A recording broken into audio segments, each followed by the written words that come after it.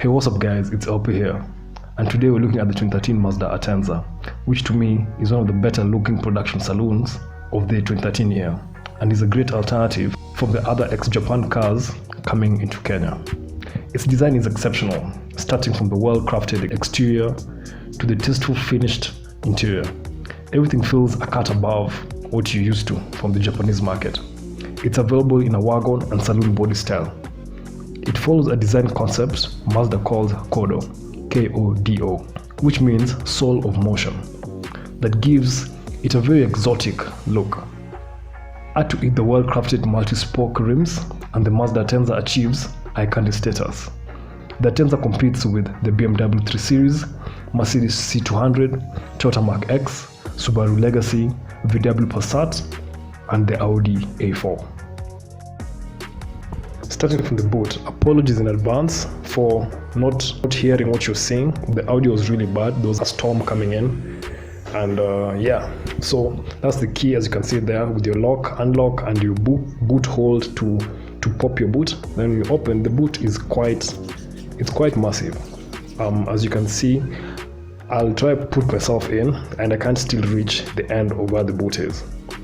To drop down your seats, you have two pull tabs on both ends of the cars, but they don't drop all the way down, so you have to pop and walk around, then put your seats down. They split in a 60-40 manner, and yeah.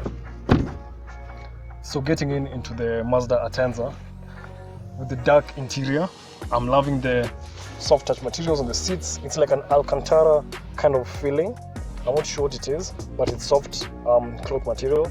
You get two cup holders and an armrest if you're not putting your cups in it. You have, sitting dead straight, I have enough space for my head and enough space for my legs at my driving position. I'm 6 foot tall and the space is enough for me. Another thing is, you don't get connectivity here. You only get your air conditioning vents, 2 on both sides, and you have back seat pockets on both seats to keep your things. You have a cup holder here, and that's all that's there. No more space to put, let me say, folders or small bits and pieces. Being that it's the standard version, you don't have your Bose system, but the system is quite beefy still. It's quite meaty, like you can chew on the beat. Yeah, and that's just it. Moving to the center seat. It's not so easy because you have a big drive shaft channel at the center that eats up into your middle seat. But what I like is that they've raised the middle seat up and away from the two passengers, so your shoulders wouldn't necessarily rub against each other, and they still have enough headspace and knee space. Oh, and privacy glass. This is not tint, privacy glass. That's another thing that I like about this. Moving on to the front. Moving into the front seat, first things first is you get a telescoping steering wheel, so you can take it up, down, and pull it out and take it back in. That's telescoping bit. The steering is quite sporty. You get comfortable. Yeah, the steering is quite sporty. I like the look of the interior. You have this nice sloping roof line, and your windshield is angled a bit more aggressively, so that you have that stance on the outside of the car. The seat is more of like a bucket seat, because I feel it holding my sides and holding my thighs in. Being that it's a Mazda, these cars are more tuned for the sporty side of things. So you find the suspension is a bit stiffer, the steering wheel is a bit sharper, and your seating base, you can take it quite low down so that you be closer to the ground and feel more connected to the car. Other than that, this Mazda Atenza, the one I'm in today, is the standard version. So things you get as standard are you push start button, dual zone climate control, and cloth seats. On the SE version, you'll get a Bose system, 11-speaker Bose system. You get everything else here as standard, plus leather and automatic seats. So moving on from there, you have controls. You have shift paddles for when you're on your sport or manual mode, to shift up and shift down. And even when you're on drive mode and you want to overtake a car, all you have to do is shift down once, and the car will recognize it and show you the lowest gate you can go to, and you zoom off. And you have your handbrake Woo! Exciting times, exciting times. Still have an actual handbrake here. So for fun things, you have two cup holders at the center here that's covered with this plastic cover. You have your center armrest that opens up into more storage, and you have an auxiliary cable and USB cable here inside your armrest. At the lower part, you have a 12-volt socket for charging your phone or such things. So how do I feel in this car? If I sit, I'm comfortable. My feet are more flatter than other cars. It feels more of like a sports car. The sitting dynamics are quite great. The steering wheel is nice and chunky and small. At the top, we have our sunglasses holder. You have your lights on, lights off. You get vanity mirrors on both sides of your sun visor, on both sides. For visibility, the back, if I look through the rear view mirror, I can see through the back quite well.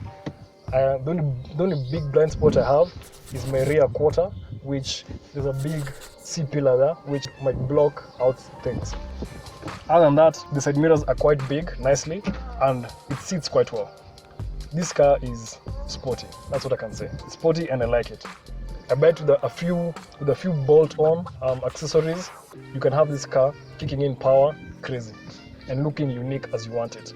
As you know, for me, I'm always about being unique and all that stuff. You have a nice infotainment system here. I can just put the car on. Listen to this sound. Wait for it.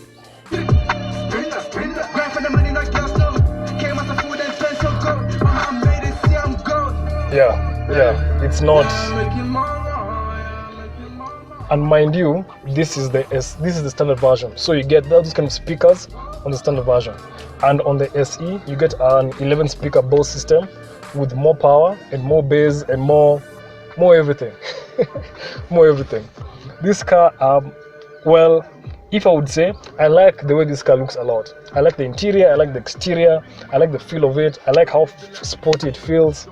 It's a car I would have in my garage. Yeah. The Atenza comes in two grades for both diesel and petrol engines. You can pause the video to read through the different grades and their features.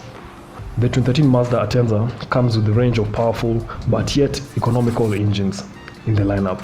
These are the 2.2-liter Skyactiv D 2.2 diesel engine, the 2.5-liter Skyactiv G 2.5 petrol engine, and the 2.0-liter Skyactiv G 2.0 petrol engine. These are linked to either a 6-speed manual trans or a 6-speed electronically automatic trans, and only available in the 2-wheel drive, front-wheel drive, though German markets got a 4-wheel drive version. To conclude, the 2013 Mazda Atenza is without a doubt a very superb car.